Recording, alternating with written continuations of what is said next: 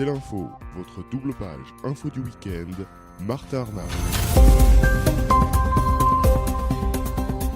Bonjour à tous et bienvenue, je suis très heureux de vous retrouver pour ce 9e numéro déjà de C'est l'info. Soyez les bienvenus, nous allons décrypter ensemble pendant une heure l'essentiel de l'actualité de la semaine. Et au sommaire, tout d'abord, les banques et la démocratisation d'Internet et des terminaux mobiles depuis les années 2000 a entraîné de nouveaux comportements et de nouvelles habitudes de consommation.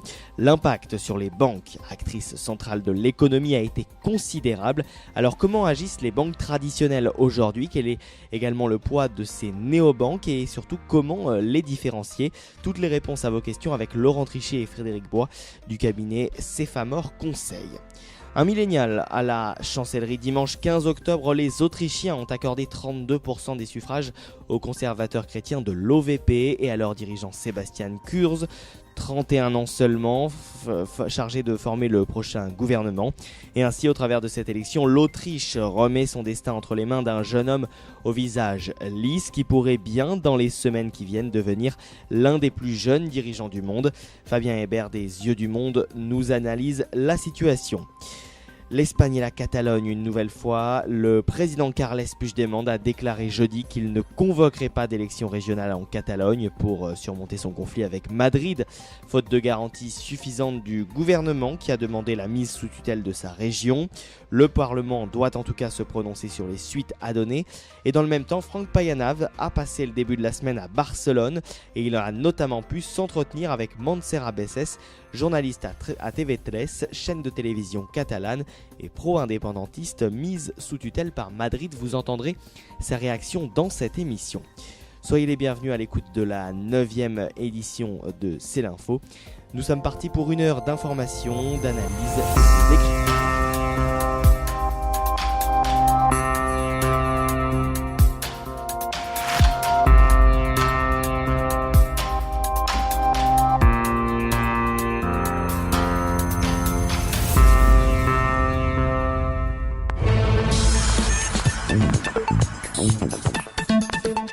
C'est l'info, l'invité de la semaine. Le secteur bancaire suscite énormément de questions et peu de réponses sont aujourd'hui à notre disposition. À l'heure du numérique, le modèle de la banque de détail doit se réinventer pour s'adapter aux nouveaux usages de ses clients. Et pour en parler, nous sommes aujourd'hui avec Laurent Trichet, directeur général de Cefamor Conseil. Bonjour monsieur. Bonjour. Et Frédéric Bois, consultant veille et produits, toujours chez Cefamor Conseil. Cefamor Conseil qui est une société indépendante spécialisée dans le conseil, les études et la veille en banque et assurance. Tout à fait ça. Bonjour. Alors dans le milieu bancaire, la banque en ligne a été l'une des premières étapes de cette transformation avant de voir arriver en France une nouvelle alternative, les néobanques, aussi appelées banques digitales. Créées en 2009 aux États-Unis, puis développées au Royaume-Uni, en Allemagne notamment avec Fiderbank et dans l'Hexagone, les néobanques ne sont pas des banques mais des établissements de paiement qui s'appuient sur différentes technologies. Est-ce que l'on pourrait d'abord déjà, messieurs, définir ce qu'est, pour que les choses soient bien claires, une banque traditionnelle, une banque en ligne, puis une néobanque? Alors, une banque traditionnelle, c'est une banque qui a un réseau d'agences sur le territoire français. Enfin, on va rester dans l'Hexagone, sur le territoire français, du type banque mutualiste comme le Crédit Agricole ou le Crédit Mutuel. Ensuite, on a eu donc les banques en ligne avec le canal est plutôt sur Internet, mais aussi le canal téléphonique. Et ensuite, donc les néobanques où là, toute la relation et l'entrerelation se fait sur le mobile. D'accord. Et alors aujourd'hui, qu'est-ce qui va différencier ces trois types de banques? Alors, l'usage, d'une part, parce que l'usage des néobanques se colle beaucoup plus à l'usage aujourd'hui des consommateurs, mais il y a aussi surtout l'offre de produits et services, puisqu'en général, les néobanques, leur offre est quand même assez réduite comparée aux banques traditionnelles qui ont une palette d'offres, de produits et services vraiment large, et dont, en général, la plupart du temps, l'entrée en relation se fait par le crédit immobilier. Donc c'est pas du tout la même entrée en relation. Et le prix d'ailleurs aussi, le tarif n'est absolument pas le même évidemment, mais c'est aussi parce que le service n'est absolument pas le même. D'accord. Et alors aujourd'hui, quelles sont les néobanques les plus actives? Alors sur le marché français, c'est évidemment N26 qui est une fintech allemande qui aujourd'hui compte 500 000 clients quand même en Europe, dont 100 000 en France. Enfin, c'est ce qu'elle revendique. Alors, je suis toujours très suspicieux. Quand on parle de clients, on ne parle pas forcément d'utilisateurs. Hein. Je suis toujours un petit peu là-dessus. Voilà. Quand la banque revendique 100 000 clients, est-ce que ce sont 100 000 utilisateurs? Je ne sais pas. En revanche, N26 effectivement est vraiment plutôt active puisqu'elle va ouvrir normalement son activité au Royaume-Uni et aux États-Unis courant 2018. Et alors, ce qui est impressionnant avec... Oui, pardon, allez-y. C'est la fintech qui apparemment l'a plutôt réussi là au niveau européen, quoi. Voilà. Et alors justement, ce qui est impressionnant, messieurs, avec N26, c'est la facilité d'utilisation. La publicité nous indique que nous pouvons créer un compte bancaire en seulement 8 minutes. Hein, c'est bien cela. C'est la promesse. C'est la promesse. Et alors, la promesse est-elle réelle? Alors, juste pour compléter ce que disait Frédéric, oui. Vous parliez de néobanque, on pourrait parler aussi de fintech.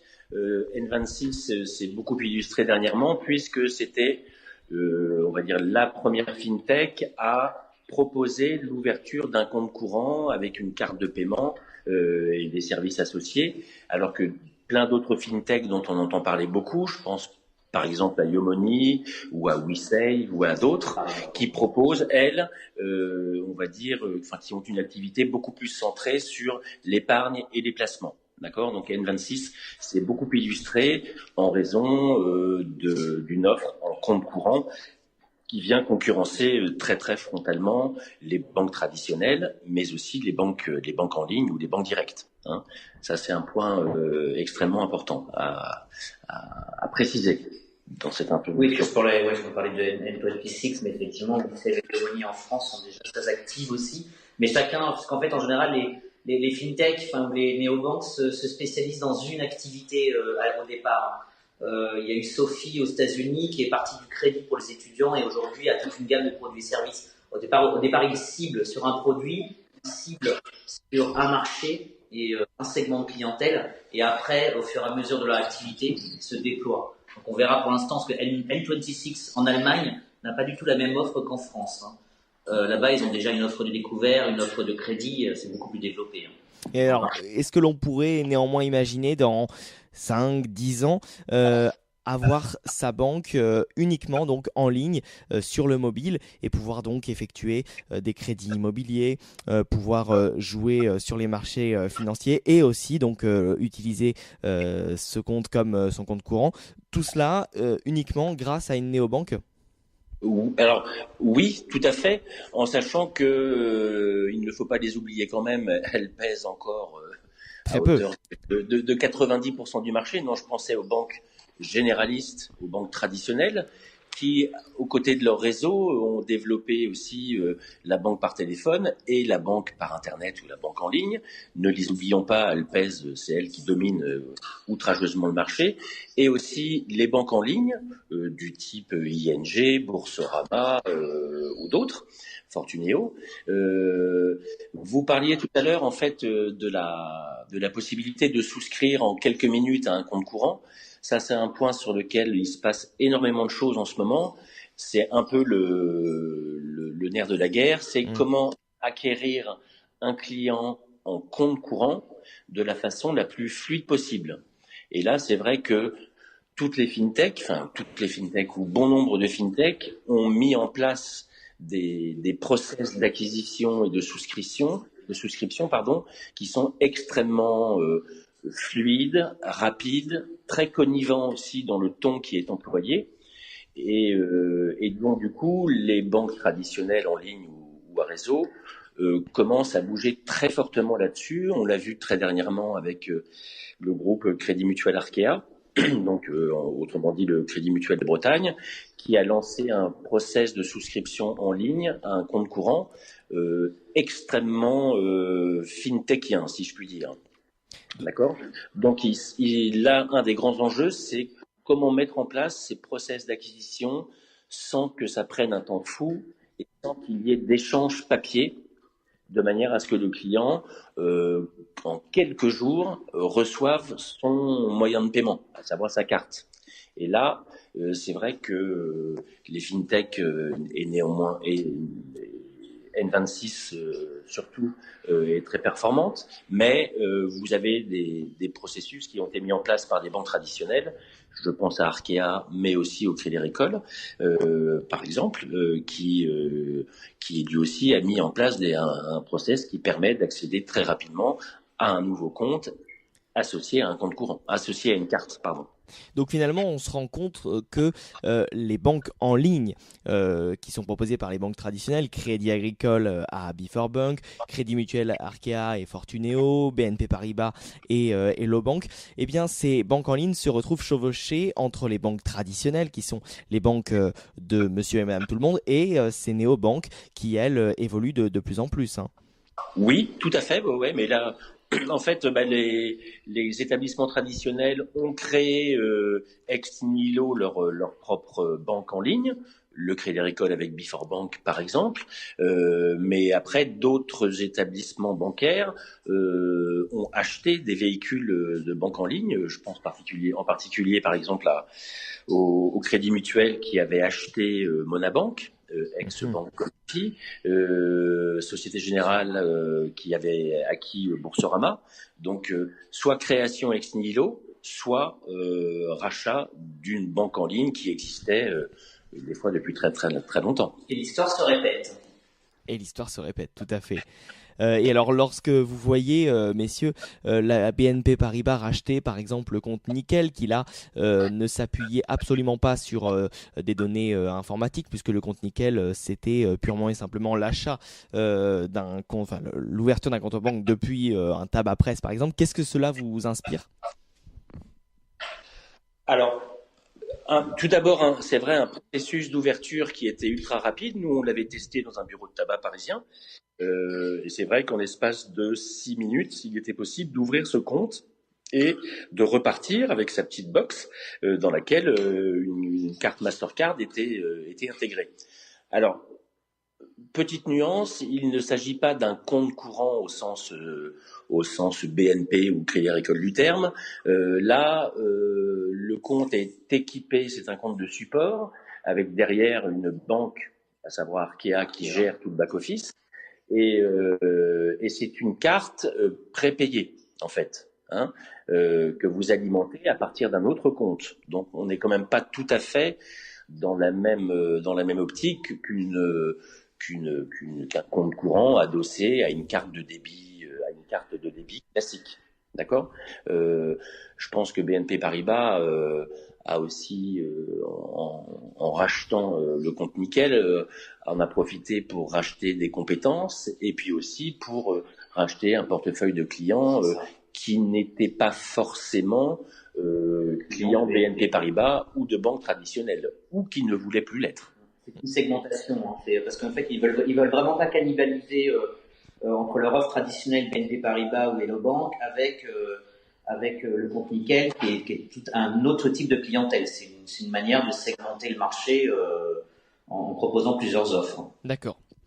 Donc là, avec le compte Nickel, on sort finalement un petit peu du côté numérique et ce compte Nickel peut être utile pour voilà, des enfants de 14-15 ans qui n'ont pas encore de compte courant et qui veulent tout de même bénéficier d'une carte bleue. Oui, et puis après, alors, ils avaient un procédé d'ouverture qui était assez performant dans le sens où ils acceptaient des ouvertures de compte pour des populations qui n'avaient même pas de titre de séjour. Donc il y a un premier papier en fait qui est délivré, j'imagine par les autorités, par l'État, pour un étranger arrivant en France. Et ben même avec ce papier-là, cette personne pouvait ouvrir un compte.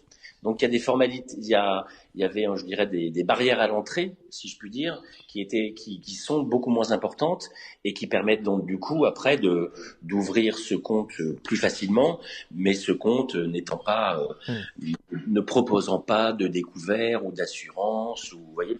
Donc c'est quand même un compte qui ne propose pas autant de fonctionnalités qu'un compte bancaire traditionnel.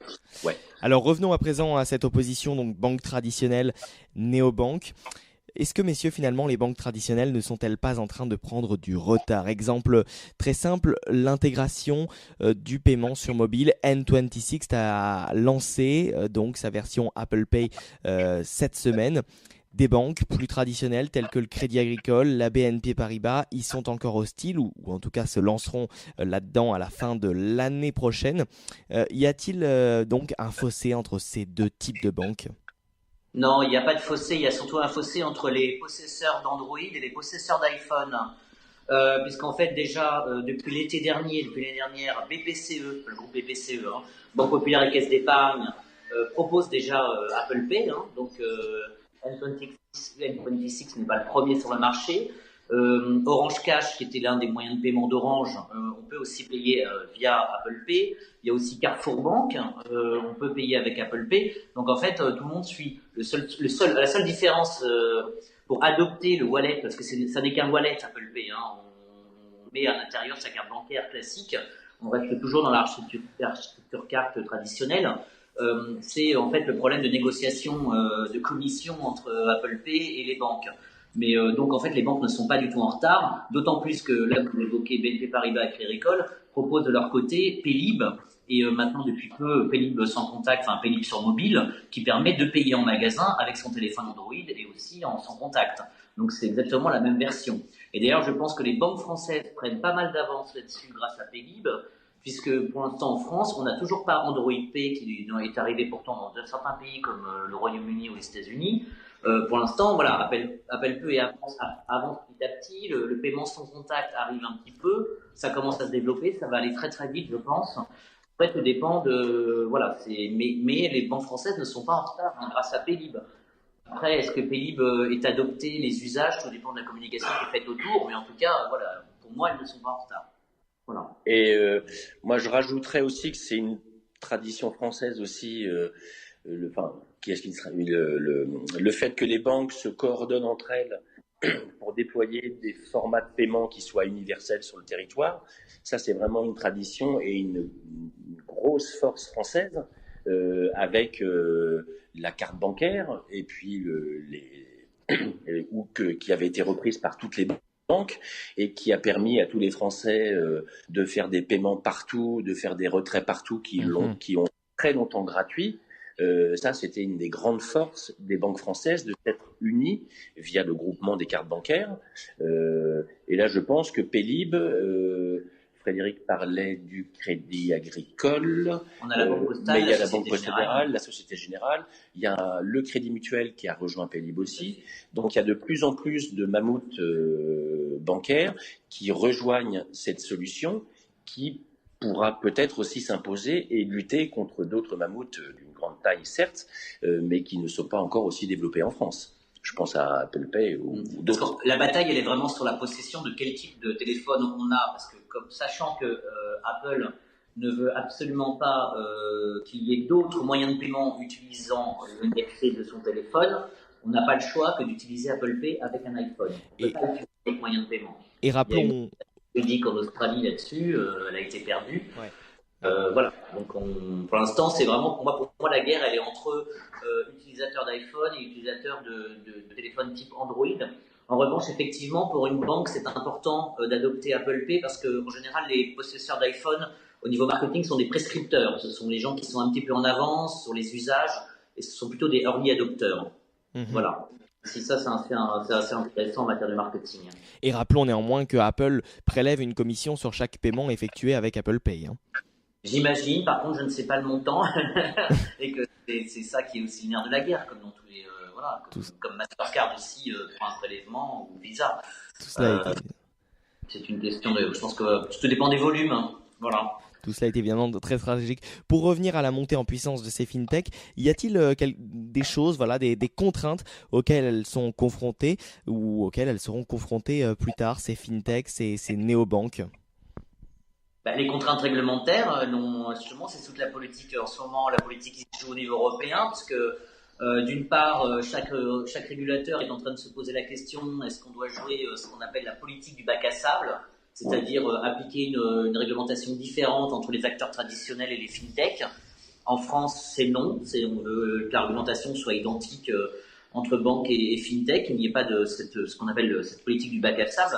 Et puis il y a aussi aujourd'hui la DSP2 qui est en train de essayer de s'imposer, on va dire. Surtout c'est que c'est une bataille entre la Commission européenne qui défend les fintechs et les nouveaux acteurs versus le régulateur européen qui lui est plutôt main dans la main avec les banques. Donc pour l'instant, du développement des fintechs va dépendre l'application de la future directive européenne, la DSP2.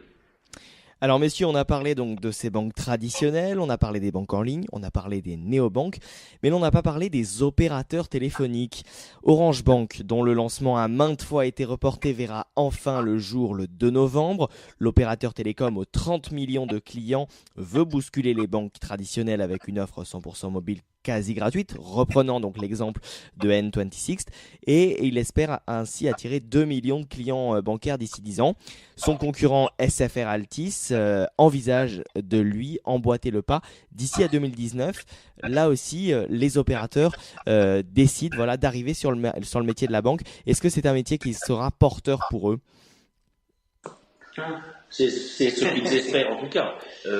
Alors, juste pour nuancer un tout petit peu votre propos, ils ont maintes fois reculé leur lancement. Bon, certes, ils ont décalé leur lancement, mais je pense que l'enjeu est assez colossal pour eux. Ils ne veulent pas aussi détériorer leur image de marque, et donc je pense qu'ils souhaitaient que leur offre et que tous les parcours qui vont être proposés à leurs clients soient parfaits, de manière à ce qu'il n'y ait pas de couac, comme on a pu en voir dans certains cas lors du lancement de certaines agences en ligne, voire de certaines fintechs, sur lesquelles il fallait dans un premier temps s'inscrire, et après on attendait, durant des semaines plus ou moins longues, on attendait le lancement effectif de l'offre. Vous voyez, donc c'était juste pour nuancer un petit peu le propos. Voilà. Après, je pense que oui, leur président directeur général a plusieurs fois annoncé que le lancement de cette activité devait être à terme rentable, devait générer des revenus pour le groupe Orange. Donc oui, et moi je pense qu'ils ont des grandes velléités en s'appuyant aussi sur tout leur socle technologique, et aussi la mise en place sûrement d'une relation client d'un nouveau genre, sans doute. Après, faut savoir que Orange a déjà un partenariat avec mBank en Pologne. Ça a plutôt bien marché. Que la plupart des opérateurs téléphoniques aujourd'hui ont des activités dites bancaires, on va dire, de transfert d'argent en Afrique. C'est assez courant.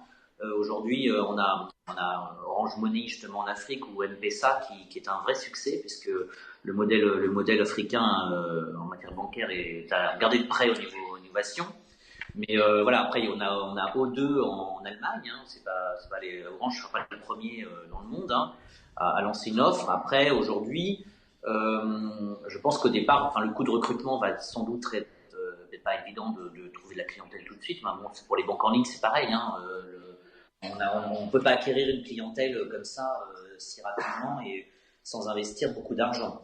Je pense qu'effectivement les grands acteurs traditionnels de la banque ont peut-être peur d'Orange en raison de sa force de frappe, parce que vous avez évoqué le nombre de clients en France, 30 millions, c'est énorme, d'un budget communication qui, à mon avis, aussi est plutôt bien. Après, je ne peux pas aujourd'hui m'avancer sur Orange Bank sur le marché français. Après, c'est sûr qu'ils en ont déjà parlé, ils veulent s'appuyer sur une offre produit-service qui sera sûrement un peu différente dans sa construction que celle qu'on peut voir dans pas mal d'autres établissements. Un modèle tarifaire aussi qui sera particulièrement avantageux pour les clients. Donc il est évident que les banques traditionnelles voient l'arrivée d'Orange Bank sur le marché d'un œil assez, je ne vais pas dire apeuré, mais en tout cas elles sont très. Oui, c'est ça. Alors, qui va se passer. Est-ce que Orange Bank finalement n'arrive pas comme le Free Mobile des opérateurs téléphoniques pour chambouler et bouleverser un marché qui aujourd'hui est campé sur ses positions? Alors, camper sur ces positions, ils vont déranger le marché, c'est évident. Mais camper sur ces positions, en rencontrant tous les jours nos amis banquiers, on voit qu'il se passe des choses, ça bouge dans tous les sens chez eux. Alors avec aussi des contraintes informatiques qui sont très importantes pour ces mammouths, qui ne peuvent pas bouger aussi vite qu'une petite start-up de 40 personnes. Mais les banques françaises ont quand même fait des pas de géants en l'espace de quelques années. Et la preuve en est, quelques jours avant le lancement d'Orange Bank, vous avez un crédit mutuel, vous avez un crédit agricole qui lance des nouvelles offres, on va dire à coût très réduit et essentiellement basées sur des services mobiles. Donc elle bouge beaucoup. Oui, allez-y. Oui, non, je disais, ces banques traditionnelles bougent beaucoup en fait, et je pense que si elles bougent, ou apparemment elles bougent moins, c'est qu'aussi elles souhaitent être extrêmement attentives au respect de toutes les contraintes européennes, enfin toutes les contraintes réglementaires, et Dieu sait s'il en existe au niveau de la banque en France en particulier. N'oublions pas cela. C'est fondamental. Non, il y a un truc, faut pas oublier les clients, c'est qu'aujourd'hui on parle de fintech, N26, mais les gens en général, je pense qu'ils ont encore c'est une question de notoriété, une difficulté à se dire je vais déposer mon argent dans une entreprise que je ne connais pas ou chez un opérateur télécom. Ça peut peut-être faire peur, vous voyez, parce que n'oublions pas que les banques restent encore des tiers de confiance. L'ont toujours été et le resteront longtemps, grâce justement à cette réglementation qui protège quand même l'épargnant derrière. Voilà. D'ailleurs, il y a un chiffre qui est intéressant. Depuis l'instauration de la loi sur la mobilité bancaire au début de l'année, seuls 5% des Français ont changé de banque. Donc c'est assez révélateur aussi. Oui, de toute façon, les Français ont toujours été fidèles à leur banque. On ne change pas de banque comme ça, parce que déjà, on a un crédit immobilier en général. Les gens n'y pensent pas. Bon, voilà, ils ouvrent un compte parce qu'on n'a pas le choix quand on doit déposer de l'argent. Après, l'idée n'est pas de changer de banque tout le temps. C'est pas la même chose dans l'assurance, même si les choses bougent pas mal. Les gens en général ouvrent un compte bancaire parce que l'agence est en bas de chez eux, parce qu'ils renégocient un crédit immobilier ou ils sont primo-accédants. Il n'y a pas de, c'est pas comme, c'est pas comme un supermarché. C'est absolument pas le problème. Les services ne sont pas les mêmes. Il y a quand même des liens de proximité, c'est beaucoup plus. Voilà, la fidélité est là. Voilà. Les Français sont plutôt fidèles à leur banque. Et alors enfin, messieurs, partout dans le monde, des initiatives publiques et privées se multiplient dans le but de diminuer l'usage des espèces et de proposer des alternatives. Des banques, centrales ou non, réfléchissent aux monnaies digitales. Malgré l'essor phénoménal des paiements mobiles par carte ou électronique, les populations restent néanmoins très attachées à l'argent liquide. Va-t-on ou se dirige-t-on vers le 100% numérique qui voudrait dire également une pleine transparence? Alors la société sans espèces, voilà, là vous êtes hors de mon champ de compétences, parce que là ce serait plutôt personnel si je devais répondre. Moi je n'y crois pas trop. Alors évidemment, chaque gouvernement espérerait une société sans espèces, puisque ce serait quand même pas plus mal contre la fraude, pour la transparence et contre le blanchiment, contre le terrorisme. Évidemment, ça, on peut tous souhaiter ça pour lutter contre le financement du terrorisme. La Suède est très en avance effectivement dans sa société sans cash, mais aujourd'hui, il faut quand même pas oublier que beaucoup de commerçants, par exemple, travaillent avec des espèces. Ça ne veut pas dire que ce sont des fraudeurs, je n'ai pas dit ça, mais évidemment, il y a quand même beaucoup d'espèces qui circulent et c'est beaucoup plus simple pour eux. Donc, moi, je sais pas. Enfin, vous voyez, en Allemagne, c'est quand même les Allemands sont de grands utilisateurs des espèces. Je crois que c'est l'Allemagne, c'est le seul encore à utiliser des billets de 500 €, je crois. Enfin, il y a quand même pas mal de. J'ai un peu de mal. Alors peut-être dans des petits pays comme la Suède, c'est peut-être plus simple. Mais voilà, pour l'instant, j'ai pas de. Voilà, pour moi, c'est là on s'adresse. Enfin, là, je vous réponds en tant que citoyen. Évidemment. Aujourd'hui, il y a toutes les infrastructures sont là pour faire du sans espèce. Voilà, pour faire du sans espèce. Tout est là. Mais ce serait un peu compliqué. Voilà, je pense que socialement, ce serait compliqué. Voilà. Alors, et en France, alors, grâce aussi à notre schéma de carte bancaire, la part du cash a quand même, je pense, considérablement diminué au cours des 30 ou 40 dernières années. Le paiement par carte est généralisé de plus en plus. L'augmentation du plafond du paiement sans contact qui est passé de 20 à 30 euros il y a quelques jours, me semble-t-il, est une preuve supplémentaire que, on va dire, la communauté bancaire est prête aussi à avancer de plus en plus vers le moins d'espèces, quoi. Et je pense qu'on ne pourra pas se couper d'espèces tout de suite, c'est sûr, parce que les gens sont aussi habitués dans leur quotidien à encore beaucoup payer en espèces, mais progressivement, on le voit avec le sans contact, il y a de plus en plus de commerçants qui sont équipés. Les cartes, maintenant, quand elles sont renouvelées, sont, je crois, quasiment systématiquement équipées de la fonction sans contact. Ce qui montre que cet usage va se généraliser tranquillement, mais sans aucun doute sûrement. Et après se posera évidemment la question de la sécurité, mais c'est un autre débat. Merci beaucoup Frédéric Bois, Laurent Trichier d'avoir été nos invités pour C'est l'Info et pour discuter autour de ces métiers bancaires qui ont encore beaucoup à faire, mais qui font déjà beaucoup. Voilà. Tout à fait. Absolument. Merci. Merci à vous.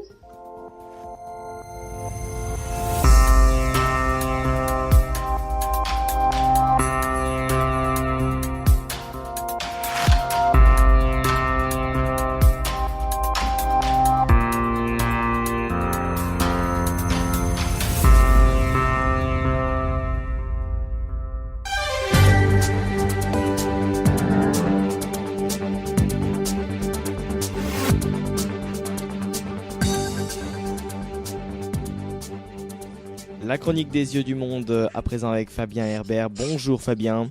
Bonjour Martin. Les yeux du monde, toute l'actualité des relations internationales et de la géopolitique analysée de la meilleure des manières. Et aujourd'hui nous parlons de l'Autriche. Il y a quelques mois, l'élection d'Emmanuel Macron, 39 ans, à la présidence de la République française, donnait un coup de jeune au pays et à l'Europe tout entière, reléguant des années derrière lui. Et puis dans le même temps, il y avait eu également Justin Trudeau, devenu Premier ministre du Canada à 43 ans en 2015. Mais les deux hommes sont désormais en passe d'être ringardisés, Fabien, par l'Autrichien Sebastian Kurz, qui s'apprête à devenir le chancelier de son pays. À 31 ans, le chef du nouveau parti populaire autrichien vient de remporter ces élections. Quel est justement le contexte de ces deux élections ? Alors oui, Martin, vous avez évoqué le jeune âge de Sebastian Kurz, donc qui fait un peu la une des journaux européens, mais bon, à mon avis, c'est autre chose qu'il faut retenir de ces élections. Donc d'abord, il faut savoir qu'elles sont dans un contexte de tension en Europe de l'Est, notamment à cause des vagues migratoires, qui ont déjà porté et conforté plusieurs mouvements ultra-conservateurs en Europe, comme en Hongrie, avec le célèbre Viktor Orban, ou en Pologne plus récemment. Donc il y a déjà un avant par rapport à ces élections législatives en Autriche, puisqu'il y avait eu l'année dernière les élections présidentielles en Autriche, qui avaient vu s'affronter au second tour le parti écologiste et le FPÖ, le parti d'extrême droite, avec un résultat proche des 50-50, qui avait obligé la tenue d'un second scrutin. Celui-ci a été remporté à 53% par le candidat vert Alexander Van der Bellen. Donc défaite du FPÖ, mais rebelote en 2017, puisque si l'extrême droite n'arrive que 3e en Autriche, c'est la droite conservatrice de l'OVP qui l'emporte grâce à une campagne ultra-conservatrice, donc menée par Sebastian Kurz, sur les thèmes de l'immigration, de la problématique de l'islam ou de la préférence nationale. Et pour gouverner, il est fortement probable que Kurz propose une coalition avec l'extrême droite autrichienne. Alors justement Fabien, pour regrouper cette élection dans notre sujet complexe européen, que traduit cette élection en termes d'Union européenne ? Si l'on simplifie, finalement, on se rend compte que l'Est mène le pouvoir à des conservateurs nationalistes, alors que l'Ouest choisit des européistes, Emmanuel Macron, Angela Merkel, pour les citer. Voilà, exactement. En fait, l'Europe de l'Est amène des gouvernements nationaliste certes, mais surtout il faut voir le caractère ultra-conservateur et illibéral de ces gouvernements, tandis que nous, la France, l'Allemagne, capitalisons sur les valeurs libérales et démocratiques de l'Union européenne. Et c'est cet état de fait d'ailleurs qui a poussé François Hollande, puis Emmanuel Macron cette année, à proposer le principe d'une Europe à plusieurs vitesses, en remettant au cœur de l'Union européenne les pays d'Europe de l'Ouest. Le problème, c'est qu'aujourd'hui, on ne peut plus minimiser l'importance de ces pays d'Europe centrale et d'Europe de l'Est, qui sont en nombre égal à ceux de l'Ouest, ce qui leur permet d'avoir un poids important au niveau politique, même si économiquement, ils restent plus faibles. Et alors enfin, on parle souvent de mouvements eurosceptiques, notamment depuis le controversé Brexit et le référendum du 23 juin 2016. Qu'en est-il de ces mouvements eurosceptiques ? Alors voilà, justement, souvent ces gouvernements ultra-conservateurs ont l'étiquette qui va avec d'eurosceptiques. Mais c'est pas vraiment le cas, puisque malgré le côté ultra-conservateur et illibéral, ce sont des gouvernements qui sont véritablement ancrés dans l'Union européenne. Il n'y a pas de vague anti-européenne. Ces pays comptent bien trop sur l'Union et sur les États d'Europe de l'Ouest, que ce soit au niveau économique ou même défensif par rapport aux difficultés actuelles avec la Russie, pour remettre en cause l'Union européenne. Donc non, ce que ces pays remettent en question, donc ce n'est pas l'Union européenne, mais c'est ses valeurs. Ils font valoir leurs droits souverains à mettre en place leur propre politique, même si celle-ci déroge aux valeurs de l'Union et de l'Occident. Et à conserver donc par conséquent leur propre identité finalement. Voilà, en quelque sorte c'est ça. Merci beaucoup Fabien Herbert, donc des yeux-du-monde.fr où l'on retrouve toute l'actualité géopolitique et des relations internationales.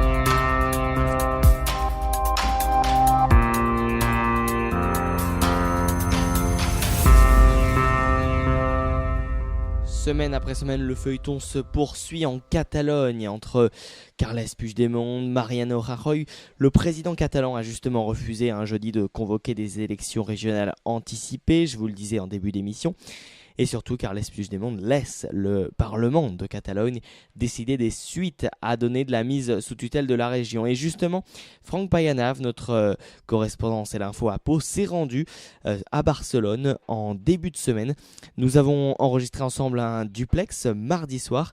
Écoutez, ce duplex est à retrouver également en vidéo sur le www.c-l'info.fr. La Catalogne et Barcelone, une nouvelle fois nous sommes à présent en duplex avec Franck. Bonjour Franck.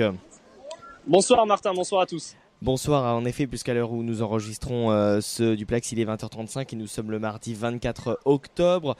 Vous le savez peut-être, la crise politique entre les gouvernements espagnols et catalans se poursuit. Après l'annonce de la fin de l'autonomie de la région par le gouvernement espagnol, des milliers de manifestants ont envahi les rues de Barcelone. Et dans le même temps, les indépendantistes au pouvoir en Catalogne envisagent d'organiser des élections dans la région pour surmonter la crise qui les oppose au gouvernement central. Franck, vous êtes actuellement devant le palais de la Généralité. Comment est la situation actuelle ? La situation actuellement, en ce début de semaine, elle est relativement calme. On attend surtout cette fin de semaine la réunion du Parlement catalan, d'un côté, ça sera ce jeudi. Et puis d'un autre côté, la réunion qui aura lieu au Sénat, ça sera en fin de semaine à Madrid ce coup-ci, pour mettre en place concrètement l'article 155 de la Constitution, à savoir la suspension de l'autonomie de la Catalogne. Alors ce mardi, on a pu voir beaucoup de parlementaires venir rencontrer Carles Puigdemont. Dans un autre temps, au Parlement, cette fois-ci, c'était les chefs des groupes parlementaires qui se réunissaient pour tout simplement s'organiser pour cette séance plénière qui est organisée, comme je vous le disais, ce jeudi. Donc pour l'instant, c'est dans une ambiance relativement calme que se déroule le processus. Et alors, vous avez pu rencontrer, Franck, des Catalans, des Barcelonais, des Espagnols. Comment ont-ils réagi à l'annonce de ces déclarations ? Alors, comme il y a 15 jours, j'ai envie de vous dire, c'est toujours autant partagé. Ce midi, je venais d'arriver à Barcelone, devant le palais de la Généralité. Et on a vu un duel entre deux personnes, une pour l'indépendance de la Catalogne et l'autre contre l'indépendance. Je peux vous dire que c'est vite monté d'un ton. Toute la place s'est retrouvée autour d'eux pour ce mini-débat pas du tout organisé. Et on sent quand même une certaine tension, même ce soir encore, juste avant qu'on enregistre le direct. Il y avait quelqu'un qui venait tout simplement nous parler, parce que je suis à côté de confrères espagnols, et nous disait: vous manipulez les pensées des Catalans, vous êtes du côté de Madrid. C'était surtout adressé aux télévisions nationales, mais en tout cas, en parlant de médias justement, il y a une inquiétude également, si je peux me permettre de rajouter là-dessus, car dans l'article 155 de la Constitution, et c'est une réelle inquiétude ici, il y a la prise de contrôle des médias locaux, parce qu'en Espagne, chaque autonomie, chaque région a sa chaîne de télévision et son canal de radio régionales. Et donc TV3, la télévision catalane, et Catalunya Radio risquent d'être mises sous tutelle madrilène. Elles sont accusées d'être pro-indépendance, alors qu'elles, de l'autre côté, disent au contraire avoir donné la parole aux deux camps. Donc un peu d'inquiétude du côté des indépendantistes, mais comme je vous le disais, on le saura finalement qu'en fin de semaine, quelle sera la situation pour la Catalogne pour les prochaines semaines. Et alors justement, vous avez pu discuter, dialoguer avec certains journalistes étrangers, mon cher Franck ? Oui, alors ce midi, quand je suis arrivé, il y avait beaucoup de médias. Il y avait des médias français, mais également des médias espagnols, bien entendu. Et puis, il y avait également des Allemands, des Italiens, ce qui montre vraiment que le monde entier regarde la Catalogne. Hein. C'est vraiment pas pour en faire trop. Il y a une équipe également de CNN qui est présente en permanence ici depuis plusieurs jours. Mais en tout cas, pour avoir parlé un peu avec les journalistes italiens, il y a vraiment une similitude avec ce qui se passe en Italie en ce moment avec le référendum qui a eu lieu la semaine dernière, même si on ne parle pas d'indépendance mais plus d'autonomie, pour avoir à peu près le même statut que la Catalogne, c'est-à-dire son propre gouvernement, son propre régime. Mais en tout cas, du côté des journalistes étrangers, on ne fait vraiment qu'observer la situation de la Catalogne. Merci beaucoup Franck, je rappelle que vous êtes devant le palais de la Generalitat des Catalunya où il se passe encore beaucoup de choses donc cette semaine en Espagne, au nord de l'Espagne. À très vite Franck. Merci Martin, à bientôt. Voilà donc le duplex que nous avons enregistré avec Franck mardi soir, un duplex que vous pouvez retrouver en vidéo sur le www.c-l'info.fr. Et mercredi, Franck était toujours à Barcelone, puisque les médias publics catalans, c'est-à-dire TV3, Catalunya Radio et SCN, organisaient une conférence de presse pour parler de leur inquiétude avant une possible mise sous tutelle des médias catalans par Madrid en vertu de l'article 155 de la Constitution espagnole. Et justement, Franck a pu s'entretenir avec Montserrat Bessès, ancienne correspondante à Paris et journaliste pour la télévision catalane. Écoutez. Donc on est avec Montserrat Bessès, bonjour. Bonjour. Merci de nous accueillir ici à TV13. Vous êtes journaliste, vous êtes une ancienne correspondante à Paris pendant 10 ans. On va ensemble parler de la situation. Pour commencer, vous êtes en quel état d'esprit aujourd'hui ? Aujourd'hui, je dirais que je parle pour moi. Hein. Je ne suis pas la porte-parole de mes collègues. Mais enfin, je ne me trompe pas si je vous dirais qu'un sentiment généralisé, c'est d'abord la tristesse de voir dans quelle situation on se trouve. Après, c'est l'indignation. Et voilà, ça fait déjà un grand paquet. Mis à part cette sorte de méconnaissance qu'on a sur ce qui sera demain. Qu'est-ce qui va se passer demain ? On n'a aucune idée. Et ça pèse lourd. Justement, la mise en application de l'article 155 de la Constitution espagnole mettrait entre autres sous tutelle TV3, donc la télévision catalane, Catalunya Radio, la radio catalane ainsi que l'agence catalane d'information. Est-ce que vous vous sentez menacé aujourd'hui d'existence ou sur votre façon de faire aujourd'hui ? Oui, bien sûr, c'est l'objectif. Et quand on entend tout ce qu'on a dit sur nous avec une... Je crois qu'on a fait du mensonge, on a fait la normalité. On parle beaucoup de la post-vérité, de la fake news, des faits alternatifs facts. Voilà, on est un peu là. On a entendu beaucoup dire des choses qui ne sont pas vraies par rapport à la réalité de la télévision publique de ces pays. Évidemment que ça fait mal et on se sent menacé. Oui, mais surtout, on ne sait pas ce qui va se passer.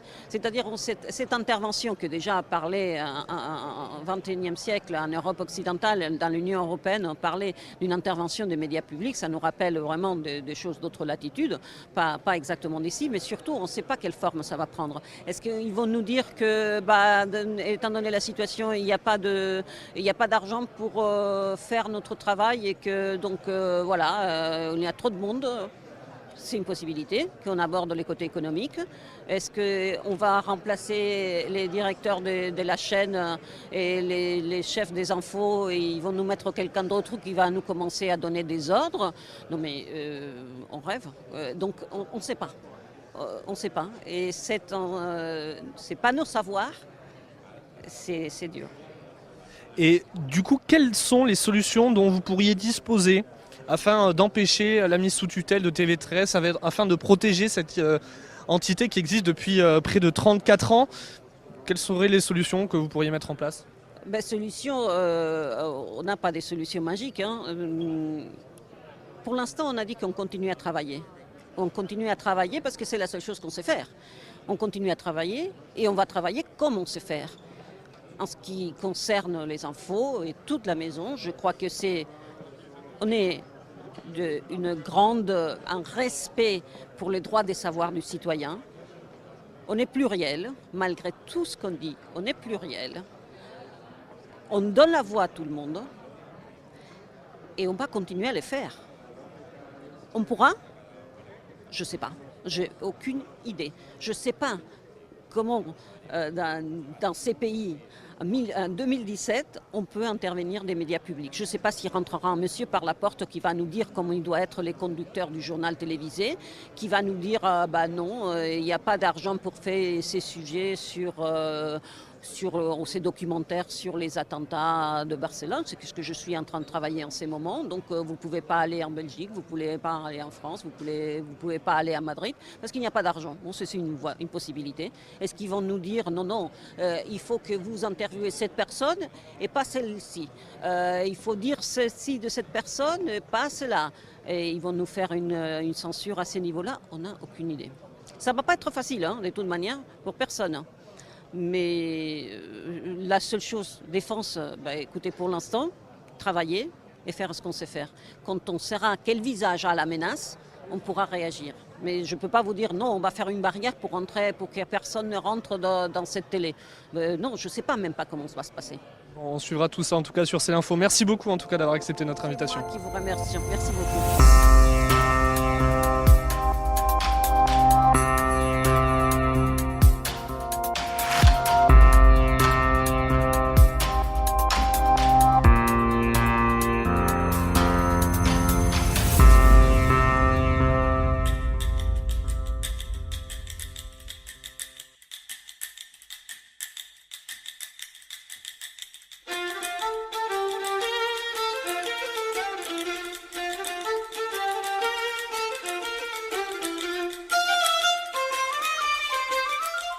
Ici, Londres. Il est à présent temps d'appeler Alexander Seal, notre correspondant C'est l'Info, à Londres pour Ici Londres. Bonjour Alexander. À Londres, le Parlement britannique menace de s'effondrer. On pourrait même dire que c'est un bâtiment de catastrophe. Cette semaine, des députés britanniques ont tiré la sonnette d'alarme sur l'état du palais de Westminster qui nécessite de gros travaux de rénovation qui pourraient s'étaler sur 32 ans. La facture atteindrait 4 milliards de livres. Les travaux pourraient commencer en 2020 car les députés ne peuvent pas se mettre d'accord sur les plusieurs options pour ces travaux monumentaux. La première est la plus coûteuse qui consisterait à rénover par phase pendant que les élus continueraient à occuper les lieux. À l'inverse, la solution la plus efficace consisterait à déménager députés et lords pendant 6 ans pour une rénovation d'ampleur qui coûterait donc 4 milliards de livres. Voici un petit état des lieux du bâtiment. Éboulement, fuite d'eau, risque d'incendie et d'inondation, rats et souris, le palais de Westminster est dans un piteux état. Tenez-vous bien, les éjecteurs des eaux usées datent de 1888. 130 ans plus tard, les toilettes et machineries des eaux fonctionnent encore, mais plus pour longtemps, explique un ingénieur. Si les toilettes tombent en panne, il faudra fermer le bâtiment. Mieux encore, sur Twitter, un journaliste politique a tweeté récemment une photo des rats et souris qui mangent les restes à la cantine au palais de Westminster. Le Parlement britannique a envisagé d'avoir recours à des chats pour venir à bout des souris de plus en plus nombreuses au palais de Westminster. Mais une étude a établi qu'il faudrait un plus grand nombre de félins pour résoudre le problème.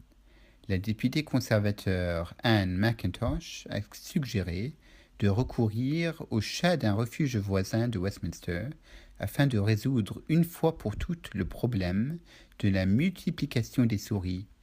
La population des souris est hors de contrôle, en particulier dans les zones où la nourriture est préparée, de ce qui représente évidemment un danger en termes de santé, a-t-elle affirmé. Certains députés ont eu aussi des fuites d'eau dans leurs bureaux et les normes incendie sont loin d'être respectées.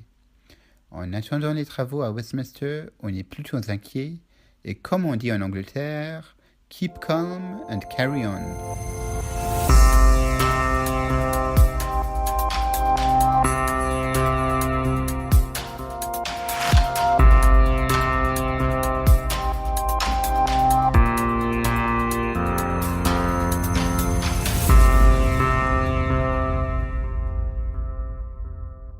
Et pour terminer cette émission, fondamentalement sport à présent avec Raphaël Redon.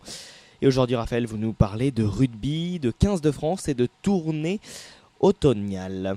Eh bien bonjour à toutes et à tous et c'est un plaisir de vous retrouver aujourd'hui pour une nouvelle chronique de Fondamentalement Sport, l'émission dont vous avez l'habitude où on parle des problèmes sociétaux, politiques et tout ce qui tourne autour du sport. Et aujourd'hui j'avais envie de vous parler rugby. En effet, comme vous le savez, la tournée de novembre va avoir lieu à partir de ce week-end avec l'équipe de France. Les Bleus qui affrontent les All Blacks dans un premier temps ce samedi 11 avant d'affronter l'Afrique du Sud le 18. Puis le Japon, une semaine plus tard, le 25. Les Français vont donc démarrer cette tournée de novembre ce week-end face aux Blacks. Et Guy Novès a donc élaboré sa liste pour ces 3 matchs. C'était une liste particulière à réaliser, en effet, puisque la Fédération française de rugby a exceptionnellement choisi de programmer un match intermédiaire qui aura lieu à Lyon. Un deuxième match face aux All Blacks le 14, c'est-à-dire qu'en 3 jours, les Français affronteront 2 fois les All Blacks. A priori impossible pour un match de rugby à ce niveau-là. Ainsi, Guy Novès a été dans l'obligation de réaliser une deuxième liste. Donc il y a une première liste élite qui disputera les 3 matchs face aux Blacks sur le premier match le 11, puis face à l'Afrique du Sud et au Japon. Et une seconde liste avec seulement un groupe de 15 joueurs et les 8 remplaçants de ce week-end qui disputeront donc ce deuxième match du côté de Lyon. Et donc ce deuxième groupe va être fait notamment de remplaçants ou de jeunes joueurs qui vont avoir leur chance sur un match de cette intensité. Mais comme il a été expliqué et un peu deviné, ce match a plus une allure financière. En effet, c'est un match rajouté qui n'a aucun intérêt à ce niveau-là. Ce serait complètement suicidaire de faire jouer des joueurs sur une telle intensité à 3 jours d'intervalle. Donc ce sera face aux Blacks. Il y a un certain prestige, mais même que ce soit pour la Nouvelle-Zélande ou pour la France, ce sera seulement des joueurs de second couteau qui disputeront cette rencontre du côté de Lyon, donc le 14 novembre. Donc j'avais envie de parler des Bleus et donc des joueurs qui vont être présents pour cette liste. Donc Guy Novès, il a misé sur les jeunes. En effet, il y a un vrai renouvellement de génération qui s'est engagé au cours de ces derniers mois. On s'en souvient, ça avait commencé avec le tournoi des 6 nations en février dernier, qui avait vu la France aboutir sur une belle 3e place. Après une 3e place en trompe-l'œil, grâce notamment à une victoire au final sur le Pays de Galles. On s'en souvient, 20 minutes après la fin du temps réglementaire. Mais il y a une vraie politique qui s'est mise en place et qui visera la Coupe du Monde qui arrivera dans 2 ans. Et Guy Novès, mise sur l'avenir, mise sur les jeunes, et c'est pour ça que sa liste a été formée autour de jeunes pousses. Alors on sait qu'il y a les jeunes expérimentés déjà, comme des joueurs comme on va dire Hugo Bonneval, comme Wesley Fofana. Bon, Wesley Fofana là est absent, mais ils incarnent un peu la nouvelle génération. On a également des joueurs comme Gabriel ou Romain Taoufé-Fenoa, mais il y a également des jeunes joueurs comme Anthony Bello, dont on a beaucoup entendu parler au cours de ces derniers mois. On s'en souvient, c'est lui qui offre la qualification en finale à Toulon sur le dernier championnat de France face à La Rochelle, mais c'est aussi lui qui fait un début de saison canon avec Toulon et qui porte un peu son équipe, lui qui est très très jeune. Et puis après il y a des joueurs plus expérimentés comme Kotze, Slimani, Vahamina bien sûr, Fulgence Ouedraogo également qui fait un retour, Louis Picamol, ces joueurs-là qui sont là aujourd'hui pour porter l'équipe de France et qui veulent assurer la transition au niveau des générations. Et puis il y a des revenants. On a vu également par exemple Mathieu Bastaro qui va faire son grand retour avec les Bleus, lui qui a fait un début de saison canon aussi à côté de Mahanonou sur le poste de centre. Et donc voilà, il va retrouver les Bleus et on espère de lui beaucoup parce que il a un jeu très particulier mais qui amène beaucoup de puissance et ça permettra sûrement à l'équipe de France de faire la différence. C'est un vrai impact player. Et puis on sait qu'il y a beaucoup de blessés ou d'absents sur cette liste parce que Il y a eu des blessures ce dernier temps.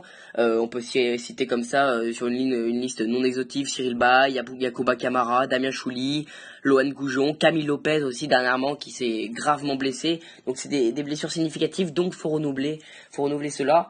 Et puis après il y a des joueurs qui ont été écartés volontairement par Guinoves. On peut notamment citer Yohan Maestri ou Winnie Antonio qui eux disputeront donc le match face à la Nouvelle-Zélande avec la liste B entre guillemets avec d'autres jeunes joueurs.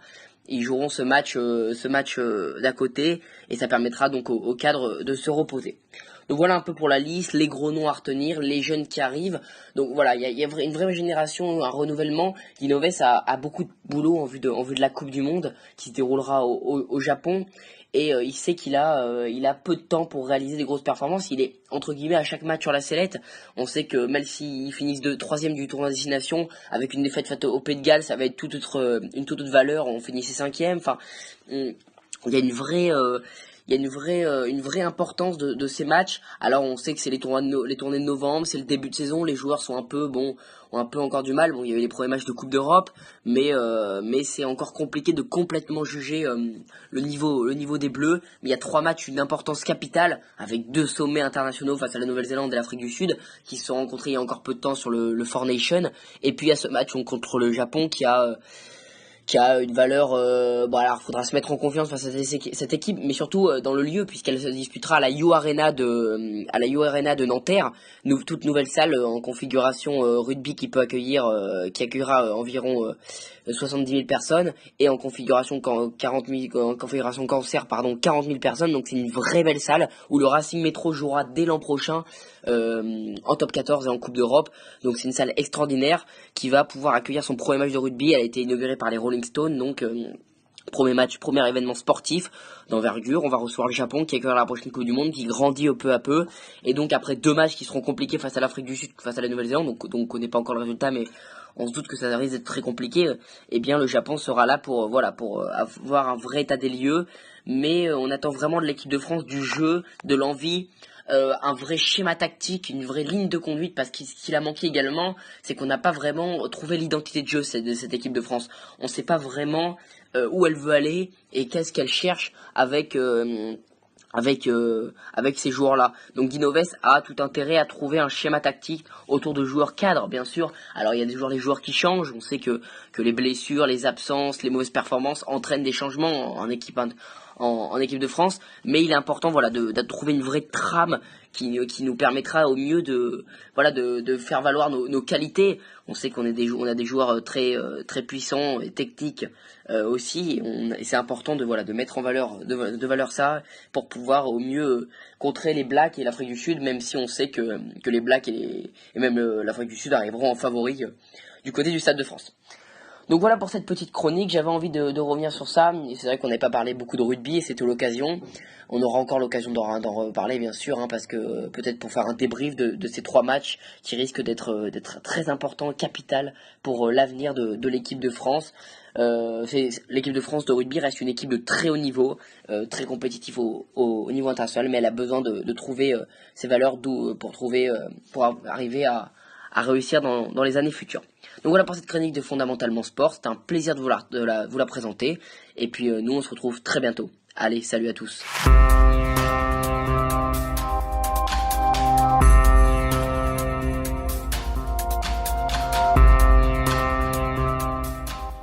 C'est l'info, votre double page info du week-end, Martin Arnaud.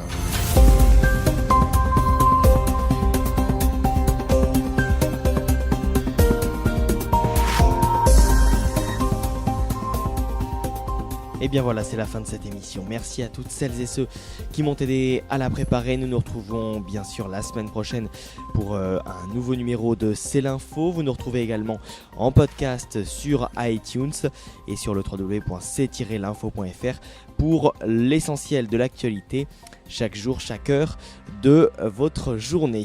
Excellente fin de week-end à tous et à la semaine prochaine.